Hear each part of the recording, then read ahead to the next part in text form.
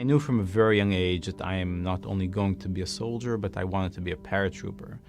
My dad was a paratrooper. I'm named after a paratrooper who was killed in the 1973 Yom Kippur War.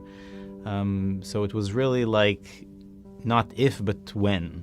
One of my first operations ever was entering a Palestinian home. You take over a house and use the house as a military point. And I remember the feeling of entering someone's house in the middle of the night, waking an entire family up, locking them in a room, and the house was ours. And I tried to find justifications for it. I tried to convince myself that this was okay. I couldn't convince myself anymore.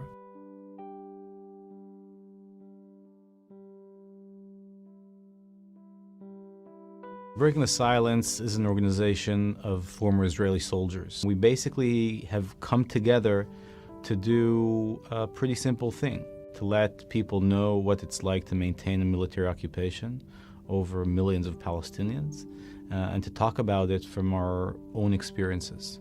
When I joined the military in November 2004, I came in with a lot of enthusiasm. I thought I could be this good guy in a shitty situation. But when I started my actual service and I started the real duty, which was maintaining the occupation, I not only realized that this was happening and that I was part of it, but I felt that I have a responsibility to let my society know about this.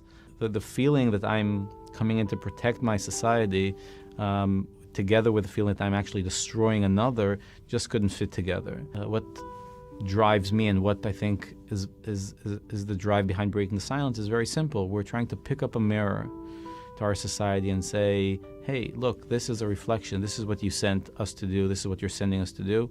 I think specifically the voice of soldiers is important for sure for what we're trying to achieve, is to create this awareness and debate. What we're doing now is still serving our country because we were sent there and we know what it's like.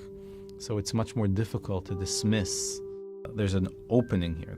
There is a possibility of actually building a community that looks the reality straight in the eye and says, this is not the way we want to continue living.